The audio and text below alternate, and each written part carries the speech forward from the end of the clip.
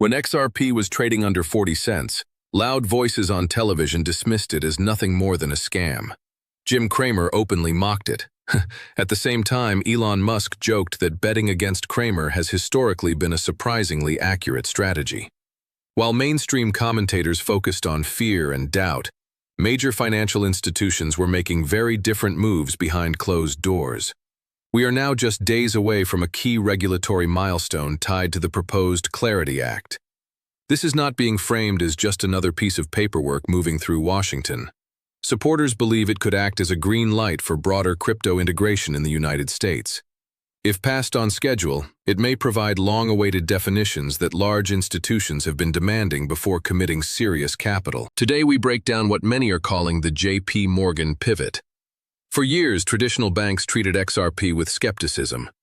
Now, reports prepared for international partners suggest that large banking groups are reassessing which digital assets are best suited for settlement, liquidity, and cross-border scalability. XRP is increasingly being discussed as infrastructure rather than speculation. Another major development revolves around regulatory capital rules. Broker-dealers are now allowed to treat certain stablecoins almost like cash, with only a small percentage deducted for risk purposes. That so-called 2% haircut dramatically increases the appeal of stablecoins for balance sheet management. By contrast, highly volatile assets such as Bitcoin and Ethereum face far steeper capital discounts when used as collateral. From a purely mathematical standpoint, institutions will likely favor assets that preserve more recognized value on their books. At the same time, Ripple has been expanding aggressively. Through multi-hundred-million-dollar acquisitions in custody, compliance, and wallet infrastructure, the company has been building what some describe as a full-stack financial ecosystem.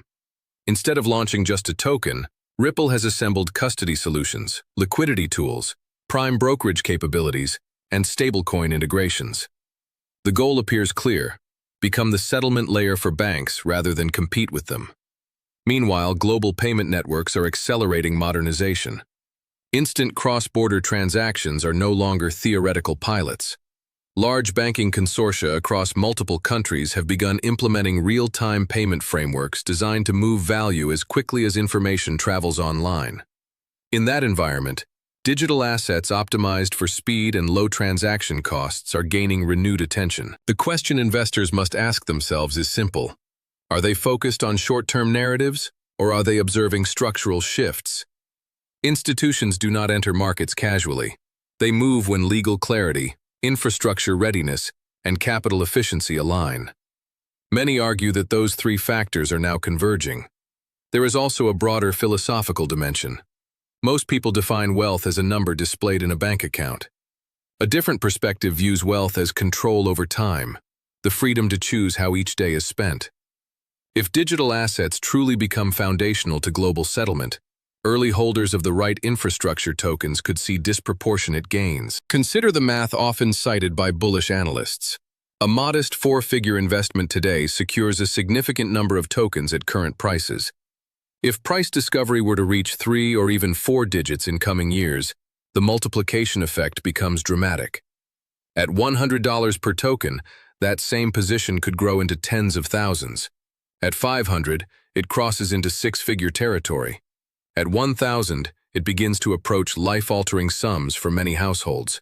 And at 2,000, even relatively small starting positions could represent multi-million-dollar valuations. Critics argue that such projections belong to the distant future. Supporters counter that institutional adoption compresses timelines.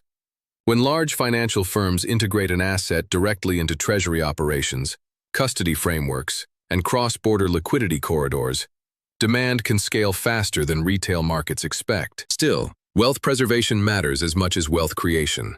Many individuals who experience sudden gains lose them through lifestyle inflation, luxury homes, exotic cars, and unsustainable fixed expenses. A more disciplined strategy emphasizes passive income, tax planning, and capital efficiency. Long-term staking or yield mechanisms, when properly structured and compliant, can provide recurring income rather than one-time windfalls.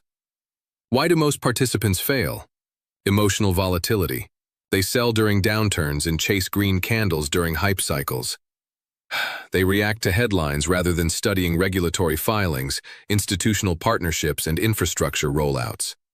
Those who understand the underlying utility model tend to focus less on daily price swings and more on adoption milestones. What we are witnessing is not random chaos. Regulators are increasingly filtering the market. Assets without clear use cases face growing pressure, while infrastructure tokens that align with compliance standards gain legitimacy. The shift from speculation to utility may define the next phase of crypto's evolution. The larger transformation is already underway. The only remaining question is whether observers will recognize it in time, or dismiss it as noise once again. Wall Street's message has become clearer over the past year. Functionality now outweighs hype. Regulatory agencies are not attempting to erase digital assets altogether. They are shaping the environment to favor instruments that meet capital, compliance, and transparency standards. One of the most significant changes involves how different crypto assets are treated on institutional balance sheets. Stablecoins backed by reserves and meeting regulatory guidelines can now be counted almost entirely as usable capital, subject to only a minimal adjustment. That tiny discount effectively unlocks billions in liquidity because firms can deploy those holdings nearly as efficiently as cash. In contrast, highly volatile cryptocurrencies face a much steeper reduction when used as collateral. A 20% capital haircut means that if a firm holds $100,000 in such an asset, regulators may only recognize $80,000 for capital adequacy purposes. From an institutional risk perspective, that difference is enormous. Capital flows toward efficiency. This evolving hierarchy suggests that not all digital assets will occupy the same role in the next financial system. Some may function primarily as speculative stores of value. Others may serve as settlement bridges, liquidity tools, or tokenization rails. XRP's design, focused on fast, low-cost transfers and on-demand liquidity, positions it differently from purely proof-of-work or proof-of-stake models. Meanwhile, new licensing frameworks are emerging at both state and international levels. In regions such as California and across the European Union, crypto firms must meet increasingly strict operational standards. Many smaller companies may struggle to comply, leading to consolidation. Larger players that invested early in regulatory approvals could gain a protective moat. Ripple appears to have anticipated this environment. Over the past several years, it has accumulated licenses, expanded into custody services, and integrated stablecoin capabilities alongside XRP. Rather than resisting oversight, it has leaned into compliance. That strategy may prove decisive as regulators formalize requirements. The broader financial ecosystem is also evolving rapidly. Tokenization of real-world assets, including securities and treasuries, is accelerating. When traditional assets migrate onto blockchain rails, settlement efficiency becomes paramount. Institutions will likely choose networks that combine speed, scalability, and regulatory acceptance. Some analysts forecast that the timeline for meaningful price expansion could be shorter than many assume. They argue that once large banks, payment providers, and retail giants begin accepting crypto payments at scale, demand for settlement assets will surge. Adoption is not just a buzzword. It represents integration into everyday commerce, yet discipline remains critical. The temptation to overspend during bull markets has historically erased fortunes. True financial independence is not measured by luxury purchases, but by sustainable income streams and manageable expenses. If digital assets generate substantial appreciation, prudent capital management becomes the difference between temporary wealth and lasting freedom. Only a small fraction of participants consistently think long-term. Most are distracted by daily volatility. They check charts obsessively, react emotionally, and underestimate the compounding effect of patience. Those who study white papers, regulatory updates, and infrastructure partnerships are often better prepared for structural shifts. What is unfolding is less about hype cycles and more about systemic redesign. Governments and regulators are not dismantling crypto, they are integrating it selectively. Assets aligned with compliance and utility stand to benefit most from this transition. From potential legislative clarity to major banking endorsements and evolving capital rules, multiple forces appear to be converging. Whether one views XRP as an opportunity or a risk, the institutional conversation around it has undeniably changed. The era of operating quietly in the background may be ending.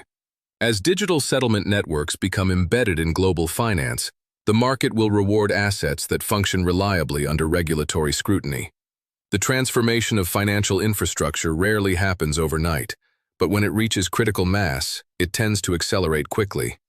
Those who remain patient, informed, and disciplined may find themselves positioned differently from the majority who dismissed the shift. Stay focused. Study the data, and above all, make decisions based on understanding rather than noise.